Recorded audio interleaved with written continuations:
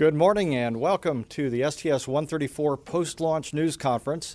It's always a thrill to be here after we've launched a shuttle, and the gentlemen who are here with us today will tell us all about it. I'm very pleased to introduce to my left Mr. Bill Gerstenmaier, NASA's Associate Administrator for Space Operations. Good morning.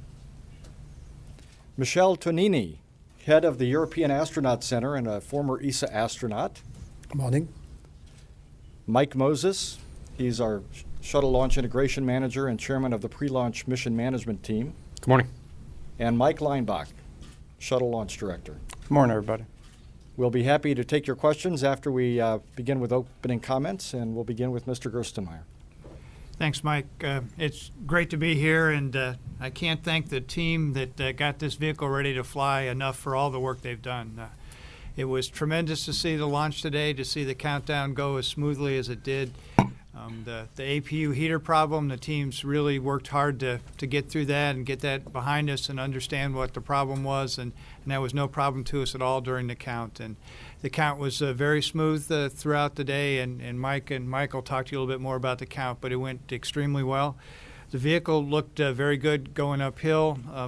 We had a little thing on the center main engine, a measurement that's used to calculate some offline performance.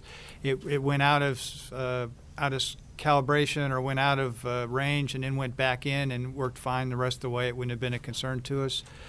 We saw a couple little foam events on the external tank. We saw 2 small losses just prior to the aerodynamic sensitive time. That's where we're worried about foam coming off the tank and potentially having enough velocity to damage the orbiter. Those were very small losses. They didn't look like they went anywhere near the orbiter. They were very, very small and looked pretty benign. We had two losses very late on the tank, around 5 minutes and 12 seconds and 5 minutes and 39 seconds. And again, those look like they're no problem to us at all. So the tank performance was probably better than I expected. We knew we didn't make some modifications to some of the ice frost ramps, so we expected to see probably some more losses in those regions late in the flow. We didn't see them.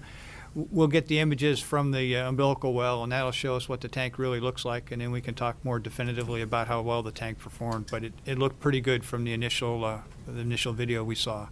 So again, I want to thank the team for all the efforts they put in to keep their heads down, to stay focused, to make this launch a success. The mission in front of us is no easy mission.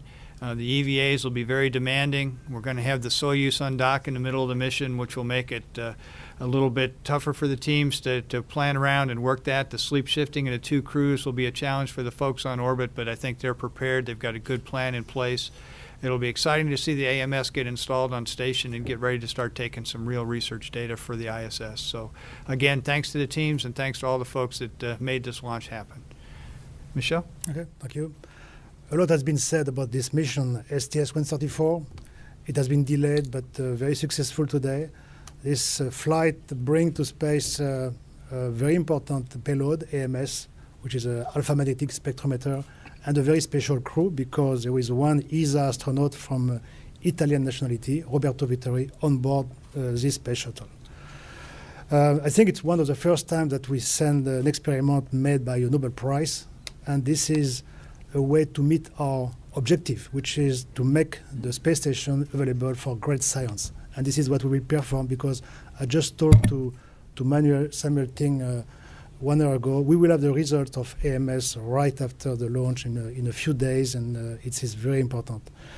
This mission also marks a very long cooperation between ESA and NASA, because when I look at all the Flight 134 missions made with NASA, I think 85 or 86 missions were made in cooperation between NASA and ESA, either by ESA astronaut or by ESA pilot. So it's really important, and this allowed us to have a nice experiment since the beginning with Space Lab and then with Columbus, and allow us to have a big part of the space station made by a European contribution. So this cooperation successful is essential for the future of human exploration. We believe in it. And I would like to thank NASA to have allowed us to participate to so many missions. And also I have this morning talked to Roberto Vittori. I have to express the thanks of Roberto to have him flying on the space shuttle. Altogether with Roberto Vittori, it will be 24 ESA astronauts flying on the space shuttle. And there will be also a very important time this week because at the same moment we will have Roberto Vittori, his astronaut, and Paolo Nespoli, also his astronaut, together on the space station during a few days before the landing of the mission with Paolo on the 23rd of May. So again, we showed together our determination to succeed in a very complex endeavor with this mission of Endeavour, and this is fundamental for the future of human exploration. Thank you. Well, folks, it was a fantastic launch, a really great day for us. A good example of us watching the weather and getting right down to our flight rule and our launch commit criteria limits. And you can see that we don't have any flight rules or launch commit criteria that dictate how long you can see the launch before it goes out of sight. So apologize that the view wasn't the best, but the data we were looking at in the control center was absolutely perfect. And we weren't going to wait around any longer for an opening to come up. We had the clouds where we needed them, and so we went. So it was a really good work by the team today. Mike's launch team did fantastic. Pretty straightforward countdown. We had a repeat of a problem in the ohm system, and problem is a stretch condition that we knew about, where we had to kind of balance some pressures up, and we talked that and got that worked out. Mike's team had a challenging yesterday with the high winds, with the thruster covers coming off a few of the thrusters, and discussing whether we were going to have rain overnight or not, and do we need to worry about it or not. And they made a really good call to kind of stare it on the face of the clouds, and we didn't get any rain. Really good weather forecasting from the Cape weather side of the house with Kathy Winters, and so we were in good shape today. And then literally it was just kind of seeing how the weather was going to shape up. For a while there, it was looking great. When the sun came up, the deck started building pretty fast and coming right at us. But then it kind of dissipated real fast as the sun heated up the upper layers. And what you saw was a ceiling right around a little higher than 5,000 feet, but not very thick, which satisfies our rules, both on the shuttle side and on the range side for safety reasons. And we were able to launch today. And as Bill said, you saw just a couple of issues on ascent, the center main engine thing that was not anything the crew noticed. It was an internal measurement. And so now they're up getting the ship ready to start orbit operations, and it is going to be a very challenging mission. We added 2 extra days, so this is now a 16-day long mission. And the sleep shift with 25S is one of those challenges. To give you some of the details, on flight day 3 we'll be docking, and when we do that, the station crew will be going to sleep about 2 hours later than the shuttle crew. So they'll be going to bed a little bit later, therefore waking up a little later. By the time we get to flight day 7, which is EVA 2, the station crew will be sleeping in to the point where about an hour or 2 into the EVA, the station crew will be waking up. And we've taken a look at that. They're going to be in their sleep stations with hearing protection on, all kind of buttoned up. They won't notice the EVA activity going on, and everything's fine. And then flight day 8 is an off-duty day, which we inserted specifically to allow the station crew. They when a Soyuz undocks, they sleep shift about 12 hours back one way and undock, because with the Soyuz, about 3 or 4 hours after undocking, they land. So they have a very long day to get up, get ready, get buttoned up in the Soyuz, undock, and then immediately land. So they have to kind of sleep shift themselves back about a whole day, or a half a day, I should say. And so we'll put an off-duty day for everybody in there to allow them to shift. And then on flight day 9, that'll be the actual Soyuz undocking on the 23rd of May. And in that case, the Soyuz crew will be getting up and leaving about an hour before the shuttle crew gets up. So there's a lot of numbers there, but basically they're all within the two-hour overlap of each other, sleeping in, getting up. And in both crews' day, we give them about 2 to 2.5 hours of what we call pre-sleep and post-sleep, where they're not scheduled for a lot of heavy activities. It's literally the getting ready for bed or waking up activities, getting your breakfast and getting cleaned up and ready to start the day, gathering up your materials. And so even though there's some overlap in the sleep periods, they're not going to be doing a lot of heavy activity while they're in that overlap period. So again, the teams were very comfortable with that timeline. Before we dock, we'll be doing our Flight Day 2 inspections. We'll get the OBSS out. On this mission, we'll probably have some extra stuff to look for. If you've been driving around the area, you know we've had a little bit of an explosion in the love bug population, so want to make sure the nose cap doesn't have any extra love bugs on it. And then on Flight Day 3, after docking, the crew will get the robotics activities underway right away by installing the ELC-3 payload over on station. Flight Day 4, we'll get AMS over to station right away and get it started up. 4 EVAs, like Bill mentioned. This mission, again, one of the objectives is to leave that OBSS, orbital boom sensor system, behind. And so we'll do our inspection that we normally do after undocking on this mission. We'll do it while we're docked. And then there'll be an EVA right after that to then leave that boom on the station. And after we undock, we won't have the boom to do any inspections, but we'll have already cleared the orbiter for entry. So again, an action-packed mission. The crews are going to be very, very busy and very challenging. But as has been said, I can't thank the teams enough. The team here in Florida and the support teams around the country that got us through the APU heater problem, got us back on track, and brought us to launch today, did an amazing job. We talked about ET-122's performance and how fantastic it was, and really wanted to take a second to recognize the two other propulsion elements that we haven't been talking about a lot, and I'm really happy that we haven't been talking about them a lot, but the main engines and the solid rocket booster teams, those systems continue to perform just flawlessly. A really good testament to all the ground tests we do ahead of time, both in both those programs, to really characterize and understand how we fly, so that when we do fly, we know exactly what environment we're in. So a really excellent job by the entire program. So that's all I had. It was a good day. Happy to be in orbit. Okay. Thanks, everybody. Well, let's see, I would characterize the countdown today as a very normal countdown for us. It was not problem-free, but what that allows is the team to work a few problems and get in sync and solve a couple of problems along the way. One of the things you don't really like to have in a launch countdown for the shuttle program is a completely clean countdown. And I know that may sound a little odd, but if there are no problems in the countdown, you're sitting there waiting for the big problem to happen. And so that obviously didn't happen today. We had a couple little things to talk about. Mike mentioned a couple of them. We had another little tile issue on the side hatch that got a lot of attention. But after the issue we had maybe 2 flights or so ago, we have a new process in place where we carry out a camera in there. It's the same camera used for crew strap-in that you guys watch. And we were able to get a good zoomed-in picture of that little tile damage and put some top coat slurry on it, and it was good to go. So it got a lot of attention, but that was a very minor repair, and it should perform perfectly fine.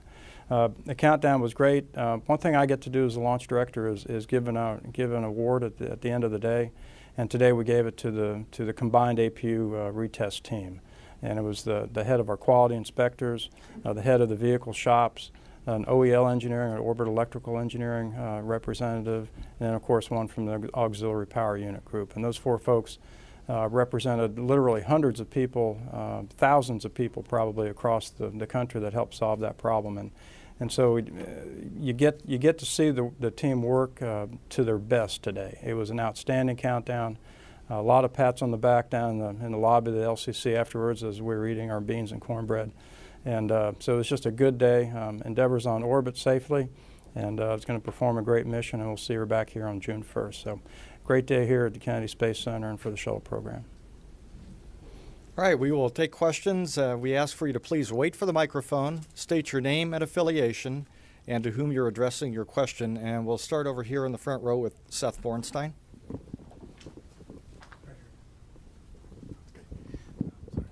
Seth Bornstein, AP. For Mike Moses, 2 quick ones. First, on the sleep shifting, in terms of waking and disturbing the crews, which is the greater concern, the station crew being disturbed by the shuttle crew, or the shuttle crew being disturbed by the station crew? And is there a time period that you're most worried? I mean, a certain day or task, that you're leading up to, or noisy task that you think will be the issue? And the second one is, for either of the 2 mics, is do you remember any time that there was such a short view with such low clouds of, I counted 22 seconds is all you could see? Let's see, on the sleep shifts, no specific concerns. The toughest day in terms of making sure we're kind of staying out of each other's way is going to be flight day 7, flight day 8, which will be the day before we undock. Both crews will have off duty, so they won't have a lot of reasons to go banging around making noise. But in general, the shuttle crew doesn't just stay in the shuttle and close the door and not come out, but some of them sleep over on the station side. Station's pretty big now. It's a pretty big internal volume. In node 2, which is the first node right there, the U.S. segment crew on station right now, Paulo and Katie Coleman, Paulo Nespoli and Katie Coleman have their sleep stations. So they'll be in their sleep stations right there, and you have to pass through Node 2 to go get to the airlock, to get to the robotics workstations up in the cupola. So the shuttle crew will have to kind of pass through the area, but they're not going to be doing a lot of work in Node 2. They'll basically literally be transitioning past. And then it's noisy enough in the background. It's kind of like if you're used to the background noise already when you're sleeping, you're not going to notice too much different. The crew uses earplugs, and they're kind of buttoned up in their sleep station to block out the light. So they've both taken a look, and they don't think they're going to have any problems. So no specific concerns. If with a 2-hour overlap, that's manageable. If it was going to be more like 4 hours, then that would be rather tricky, because now you're impacting a fair bit of the workday. But this one's not going to be too bad at all. And I think they'll be okay. But if I was going to pick one day that's going to be tough, it's the day we added a whole day just to do nothing, which is the day before they undock. So we intentionally made that a down day to help alleviate that problem. Well, let's see. Relative to the low clouds, this was one of the quickest disappearances of a shuttle that I've experienced. And but we have the rules in place for valid engineering reasons and range safety reasons. And since the clouds were so low this time, I can almost guarantee that you'll see Atlantis longer for STS-135. Right here on the front row. Randy Siegel, WSTU Radio, for Bill Gerstenmaier. Bill, this is really going to be the last part of the space station that the U.S. is building. What are your thoughts concerning the fact that we're going to have a completed station? And also, what about the flyabout? How do we stand with that? In terms of station completion, I think it's really nice to see the AMS get taken up on this flight. This is a really, as Michelle said, a world-class instrument that's been built to go take a look at dark matter, antimatter, those kind of things, and it fits very well with Space Station. Space Station gives it long observation times, can store a lot of data, return the data to the ground. So I think this is a pretty special way to kind of cap this sequence of flights to bring the AMS up on this flight of Endeavour. So I think that's pretty exciting and a good way to kind of go forward. And then the other question is the flyabout. What we're doing now is we'll have the teams take a look at the undock sequence, and the Russians will provide us what the profile will be for the flyabout, and then the station team will take a look at that flyabout and make sure that all looks fine. We think it will. We'll let the mission management team that's actually managing the mission make the decision about whether that flyabout occurs and when it occurs and how it's done. They'll do that through their normal processes. So the first thing was for us to get launched. We'll get docked to station. Then they'll start working through the routine, see how the missions are going, see how the EVA activities are going. We'll get the actual proposal of what the technical details of the fly around are. The station teams will evaluate that, provide a recommendation back to the mission management team, and then they'll decide officially to go ahead and add that flyabout to the mission. Chris. Chris Gebhardt with NASASpaceflight.com. Words almost can't describe how beautiful that was this morning, but I think talking about it in terms of what the teams have done in the past couple weeks is the best way to do that. So thank you. For a couple quick questions. The first relating to the right ohms pressure indication, was it identical to what you saw on the first attempt back on April 29th? And if so, why did this one also require a waiver if it was a known condition? And can you also talk a little bit more, if possible, about the main engine sensor and what exactly that was monitoring and what it did during flight?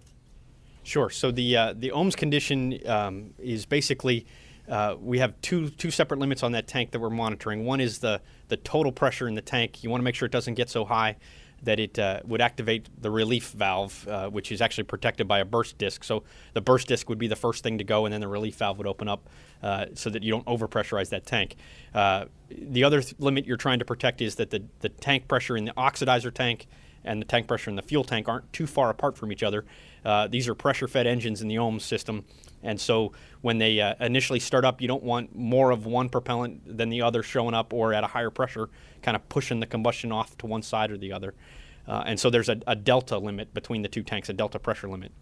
On top of all that, we protect for instrumentation error, and in fact, in this case, it's a pretty big instrumentation error, a 15 psi bias for instrumentation. And so it's multiple fold. The problem we had last launch attempt was due to some regulator creep. The regulators and the valves naturally leak helium just a little bit. In this case, it's a little bit more, but it's still within spec. The ox tanks have a set of valves that close those off where the fuel tanks don't. So that leaking pressure builds up in the fuel tank but not the oxidizer tank. That further gets exacerbated when we have a full load of ohms, and this is a little fuller than normal. There's not a lot of ullage pressure in the tank to absorb that pressure delta, so you see the pressure go up pretty high. And then one more thing is that the oxidizer likes to absorb helium, and therefore it drops the pressure in that tank. So you have the fuel pressure going up and the oxidizer pressure going down naturally.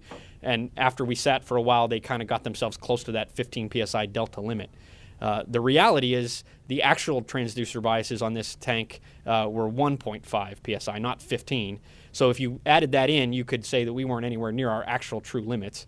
But by the letter of the law, the LCC requires you to not count on that just in case that deucer drifted on you. And so we went ahead and talked about it. On the first launch attempt, the easy thing to do was to tie the right tank to the left tank. It had a little different pressure in it that kind of balanced the two out, brought the numbers within limits. Because we did that last time, this time there wasn't as much room to do that because we had already balanced those tanks up. And so we had the waiver ready to go because we knew we probably wouldn't be able to get them back in limits. And that's exactly what happened when we went to tie them together. They did balance up, but went to a 16 psi delta instead of I think we had 14 last time. Again, knowing that the true actual delta was perfectly well within limits, the waiver basically said if you account for instrumentation error, you don't have to worry about it. And then we added on top of it a whole bunch of off-nominal testing that shows the true delta pressure limit is somewhere in the 30 psi range, not 15. And so we were well acceptable there. So long-winded story to say we basically did lots of homework to protect us from the letter of the law that said you got to be careful not to launch there, made sure we really understood it before we went. On the center main engine, it was a low pressure, on the low pressure fuel turbopump, one of the discharge outlet pressures, there's two of them, an A and a B channel. The B channel dropped off, and so it basically dropped out for a couple milliseconds and then it came back, but that was enough for the onboard fault detection system to say, I don't trust you anymore, I'm throwing you out of the equation. And so we got a ground fault on the ground, nothing to the crew or anything like that. That pressure goes into an internal calculation that's basically measuring the density and the flow rates to try to calculate an internal flow through that turbopump.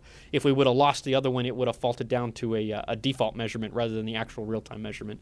And it's really just I don't want to say an after-the-fact data calculation, but it's not used in any real-time performance of the engine. It's just it's not even a health monitoring system either. It's just a data point that we gather on engine operation. Robert? Hi, Robert Perlman with CollectSpace.com with a question for Mike Leinbach. Since you mentioned presenting an award, were you presented anything by the closeout crew or others as you were on the last flight of Discovery? And what have you done, if anything, to mark this last flight of Endeavour with your launch team? Thanks. Well, let's see. I was honored with the Endeavour side hatch emblem, the name emblem on the side hatch, signed by both the flight crew and the closeout crew. And so that's 2 out of the 3, I guess you could say. So that was a very nice surprise. And the closeout crew named me an honorary member of the closeout team today. They gave me a little plaque with a patch. And, you know, I know those guys pretty well. And Travis Thompson came in the firing room and gave me both items. And that was really special to be recognized like that as a member of their team. That meant a lot. I'll cherish that forever. You know, the final flight of Endeavour, we're going to wait for her to come home, and then we'll celebrate in some special way. But today was all about getting the countdown right, getting Mark and his crew on orbit safely, and we did that, and we're proud of that. Jim Siegel, Celebration Independent Newspaper. 2 questions, perhaps for Mike and Mike. First of all, could you talk a little bit more about the weather condition at time of launch, and how close a call was it in terms of if it had been 30 seconds earlier or later? Was the cloud situation or other factors? Could that have eliminated the possibility of a launch today? And then my other question has to do with adding 2 additional days to this flight. Does that mean that there's less margin at the end of the flight in case landing conditions aren't right? And would you have to make some other decisions or decision criteria for deciding whether to land or not at the end of the flight? Thank you. See, on the clouds, the weather was actually never no-go. It was never forecast no-go, and I don't think it was ever observed no-go. The RTLS landing forecast was always a go forecast. They did amend it. The initial forecast just called for a few clouds or a scatter deck rather, at 3,500 feet. And so they amended that to put the deck scattered up at 5,000 as well. But that's a go forecast. And same thing with the range, whether it's the same, they're looking for, in this case, it's a 6,000 foot deck or a 4,000 foot deck with clouds less than 500 feet thick. And we never drop below our 5,000 limits for RTLS or any of the range limits. We had our weather recon aircraft up, the STA, flown by CJ Sturkow, it was a good 30 minutes out. He was able to basically characterize the patterns he'd been seeing all day long and able to give us the go well early, that nothing out of the ordinary. So he moved off to his orbit position. Same thing with the SMG guys. Their forecast held true to the observations all day long, as did Kathy Winter's forecast at the launch pad. So there really wasn't. This was not a close one on the weather. It was well within limits, and it wasn't really moving on us at all. Really, what it was going to come down to is we knew that thick band was going to come over the LCC right around launch time. It was going to be a go thick band, but it would limit our ability to see the shuttle off the pad, as it ended up doing. On the mission, no, we still have our standard 2 days of extension for systems problems or for weather extension. We always carry a +2 to be able to handle any weather for landing. In this case, the extra +2 that we added were 2 extra days by having extra O2 on board. We had originally planned to offload some oxygen, some of the O2, which we use in our fuel cells to generate power for the shuttle. As we got closer to actual launch day, we were able to look at the actual weights of payloads, the actual weights on the middeck, the actual weather conditions of the day, the temperatures that the boosters would be at, and discovered we had a little more ascent performance margin than we had predicted. And so we elected to turn that into extra cryo. So instead of taking the O2 off to be less weight, we decided we could launch with a little more weight this time. So we left that extra O2 in the ship, which allowed us to get extra days on orbit. In this case, we knew we were at a 14-day mission, 2 extra energy days, and then 2 extra weather days. So we turned those 2 energy days into planned days. So we went to a 16 + 0 + 2 mission. So, and I just might add a little bit to the weather discussion too. For the launch weather side of it, there are really 2 categories of launch weather commit criteria. One is for the shuttle program itself, and one is for range safety. And the range safety piece of it allows a forward observer in an aircraft. And today we had that observer north of the pad, which makes sense which way the clouds were going. And as long as they can verify they have good visibility, then if something goes wrong, they can radio back to the range safety officer and to take the right action. So that's permitted by the rules. We do it often, and it worked just beautifully today. And just by way of example, I forget the mission number, but 3 or 4 years or so ago, I believe it was, we scrubbed for a cloud deck that was 600 feet thick. Our criteria is 500 feet. Today we were 500 feet, and so we were exactly right on the criteria, and we were good to go. If we had been another 100 or 200 feet thick, we'd still be on the ground. And so the process works extremely well. We practice it, and today it worked out very, very well for us. Clara Moskowitz for Space.com.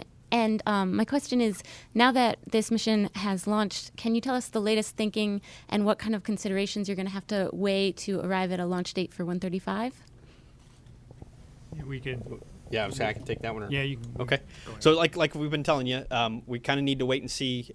We want to be pretty specific with this launch date since it's our last one. So we're going to go out and evaluate the damage at the pad and see what it takes to turn that around, and if it fits within our 14-day template that we have arranged. And then we basically expect this week to be able to get that assessment, finalize what we've been looking at, and then narrow that down to an exact launch date. We're falling in the middle of that. In the second week in July, there's a Delta launch on the range on the 14th. We got to talk to them, see if they're having any troubles that they might be moving. We want to be able to plan ahead if we can at this point, although a month and a half out on the range is never really planning ahead. So, but we'll give it a try this week and see what we get, but I suspect we'll pick a date by the end of the week or early next week. Yeah, and we'll probably watch a little bit of orbiter performance on orbit and see if we see anything in orbiter performance that makes us question or think about what we're going to do before the next launch. So we'll wait a little bit, maybe the end of this week, maybe next week. We'll actually set the date after we work all the parameters that Mike just talked about. Okay, over here. John Bisney, Sirius XM Satellite Radio for Mike Leinbach. Give us a post-launch report, if you will, on that APU heater circuit. I'm sure you were hawking it pretty closely. Anything anomalous there? And if not, does that give you increased confidence that the damage insulation might have been the culprit? Well, let's see. We went through our troubleshooting plan as we proposed to the program, pre-launch, where we swapped. We came up on the B side heaters, which are the ones that had the problem before. This was after we got into stable replenish on the external tank, so the aft was about as cold as it was going to get. That worked fine. We switched over to the A side, which worked fine last countdown, worked it fine again today, and we swapped back to B and we launched in B. So we went through our process and everything checked out just to the letter of the law. And so does it prove that was that little open on the back of the connector? Not quite sure.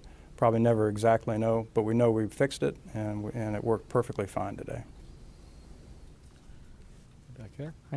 Hi, Eben Brown, Fox News Radio for Mr. Gerstenmaier, Mr. Moses, and Mr. Leinbach. This is the second final mission for one of the orbiters. We had Discovery already. Is it any easier this time around for you guys emotionally? Last time we actually saw little tears here and there, but is it, since you've been through one of these final missions already, is it any easier on you? You said your name first. Yeah, thanks.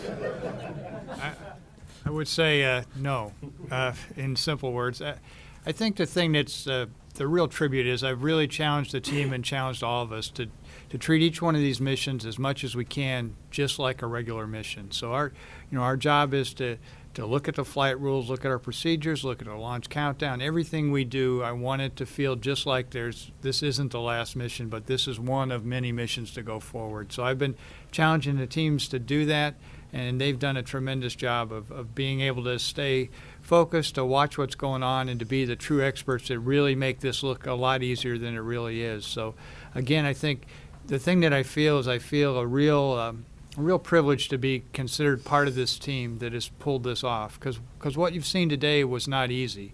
It's not easy for us to get this vehicle ready to go fly. It wasn't easy to find the problem with the APU and to be meticulous and to slowly work through that problem and to take the time that it needed to get it worked.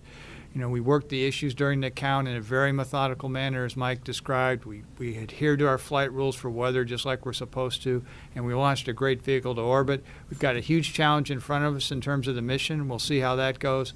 When we get Endeavour back, then we can rest a little bit with Endeavour, but then we've got another one after that, and our job is to, again, stay focused, make it look just like every other flight, keep moving forward with all the distractions that are going on the outside in terms of things that are real impacts to the employees and other folks. So again, I think the thing that I carry away from this mission more than any other is just the wonderful job that the teams have done to really give us a quality vehicle and to give us a great ascent today.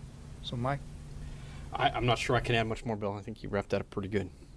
So I'll add one thing to it since you asked. And there are several of us that get to work each vehicle, and that's a lot of fun, and we enjoy what we do. But there's only one Endeavour processing team, people who work solely Endeavour. So this was their only final launch. Those folks are looking back on the history of Endeavour with fondness and probably a few tears today.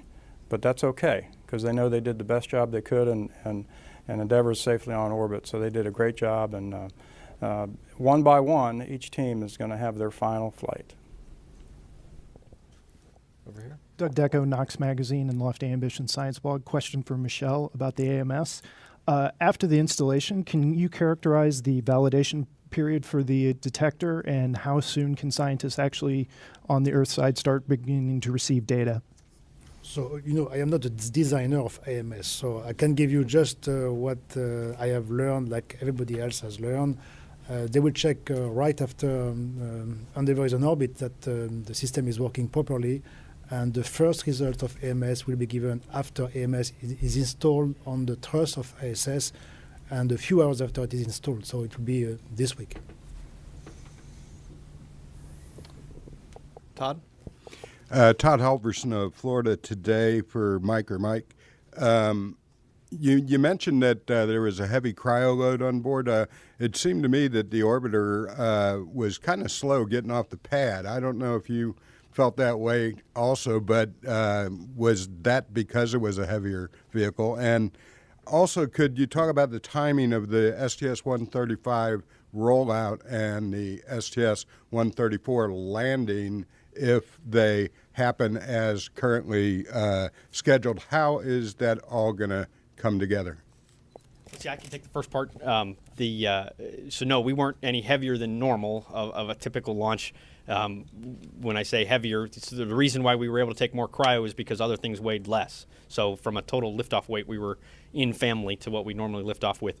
As far as it seeming like you get off the pad slower, to me personally, it did, but that's because I configured the TV wrong. I always like to watch all three main engines, see the shock waves go through before I turn around and look out the window, and I had the wrong channel up, TV channel. So to me, it was gone before I even turned around, but so it was still going pretty fast for me.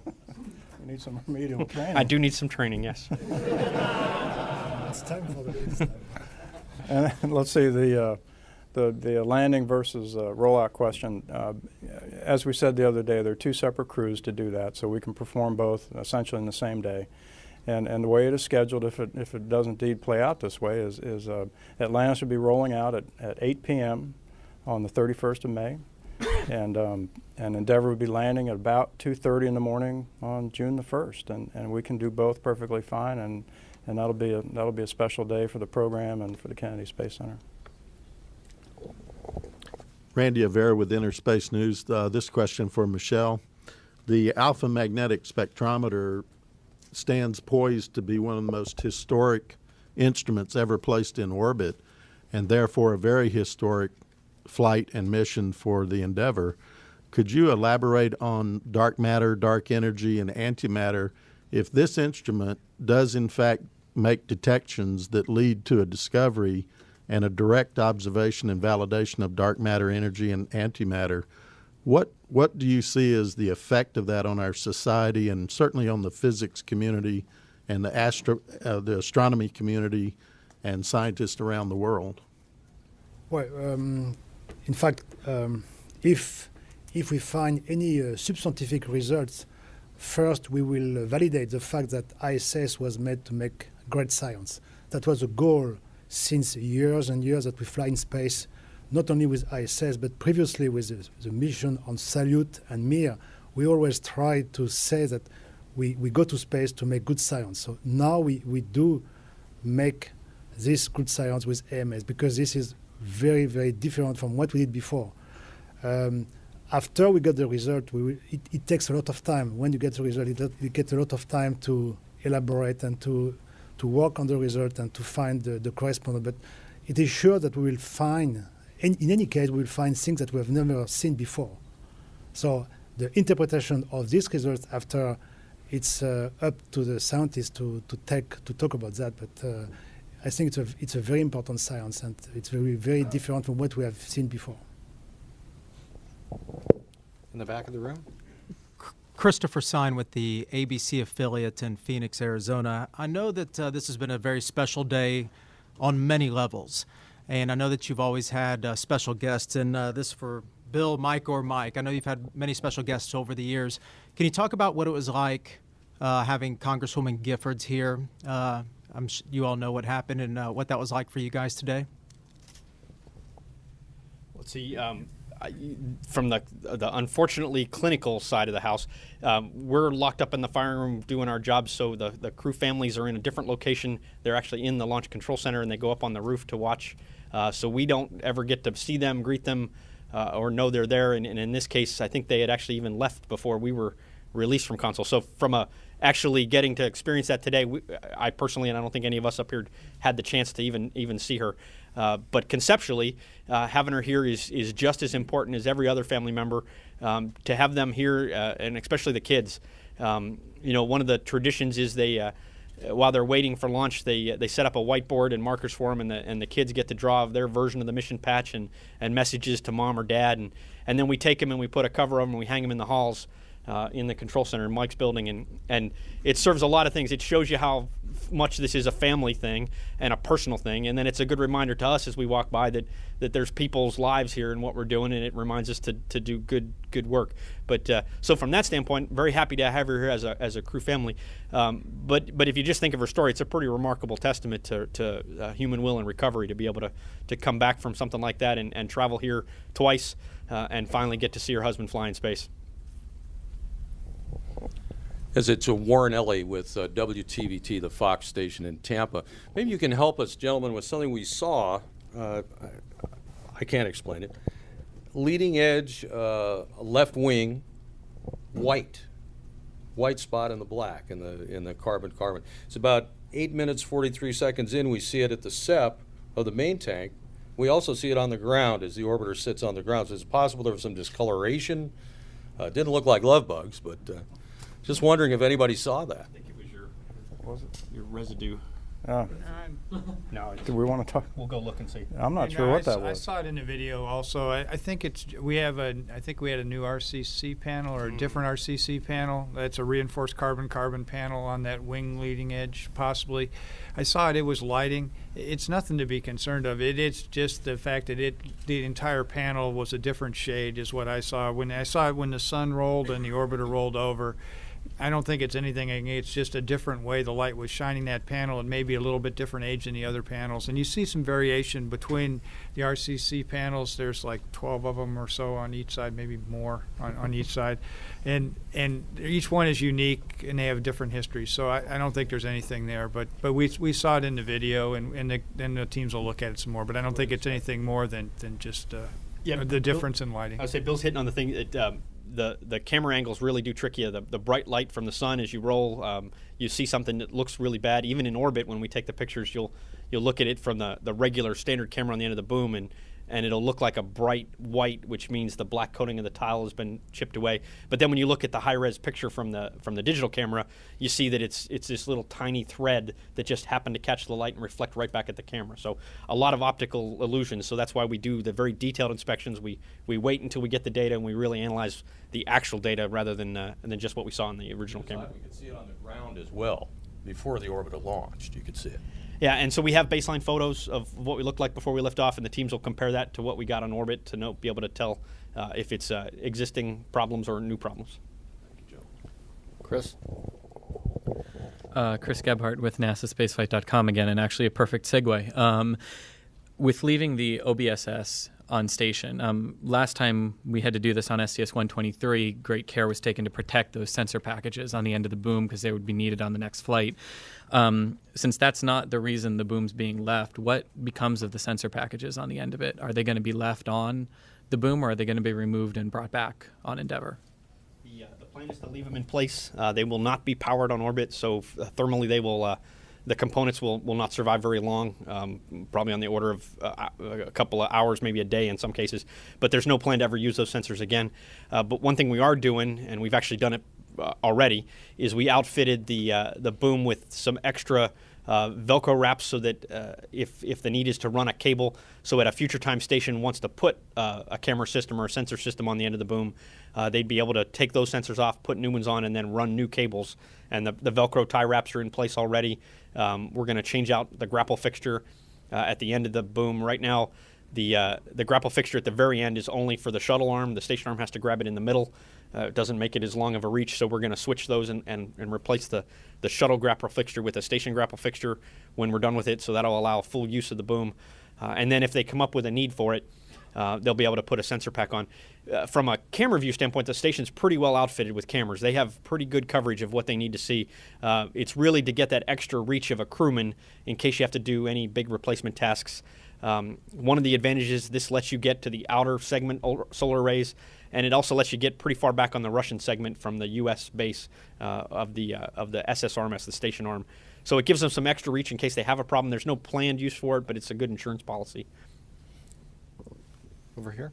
Mark Boucher, Space Ref for either of the mics. Do you know what caused the tile damage on the side hatch? Yeah, we do. There's a material called Armalon, which is a sort of a protective film that we put around the hatch to protect the seals of the hatch while it's open, and once it goes closed, It just protects the seals and makes for essentially a better fit. Those particular sheets of material have to be removed before flight, of course.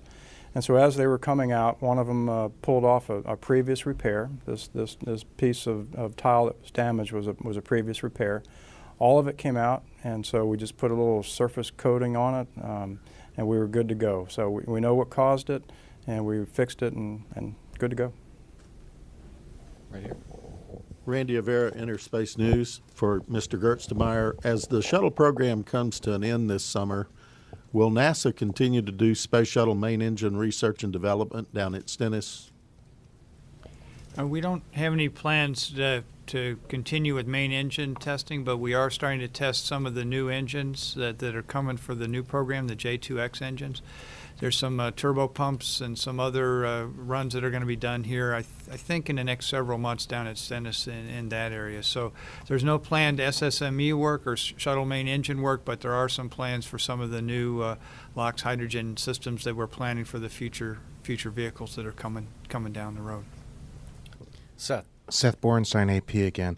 For Gerst, you mentioned 512 and 529 for the two last losses of foam. You said the first two were small losses prior to aerodynamic sensitive times. What time were those, and were they any big? And for Mike Moses, did I quite get you right? Did you say you missed the launch, essentially? The first loss was at 2 minutes and 6 seconds, and it looked like it was on the ice frost ramp area. And the other one was 2 minutes and 14 seconds. It was on the left-hand bipod area of the tank. And the aerodynamic sensitive time is 2 minutes and 15 seconds. So one was just 1 second in front, and the other one was 9 seconds in front.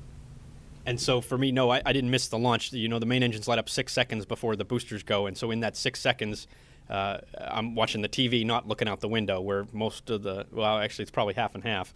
The guys on the consoles are looking at their data. They're not looking out the window, but the management types tend to look out the window. So for that first 6 seconds, I was watching the TV, and for the first 3 or 4 of those seconds, I was watching the wrong TV channel. So I did get turned around in time to see the boosters light and the ship lift off. We'll wrap it up with a question from Jim. Jim Siegel, Celebration Independent News again.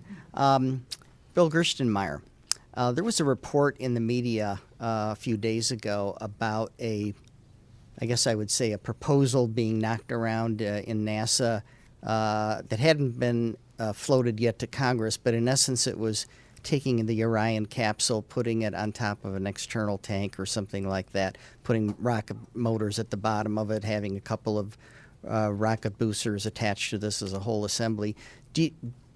Is that a viable thing that's really been being considered, and would it represent a kind of continuation of the shuttle program from your point of view?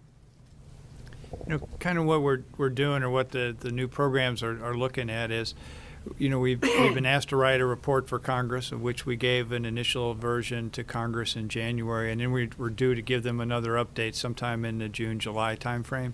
So the teams have been off looking at a whole variety of different configurations of hardware that we could put together to essentially go fly.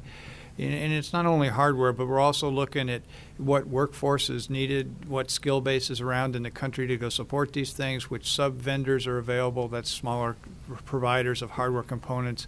We're looking at all those, and then we're trying to also see the missions we want to go do. We're trying to have the ability to potentially go to the moon, go to a near-Earth asteroid, go to geosynchronous orbit, potentially do some repair of a satellite in geosynchronous orbit.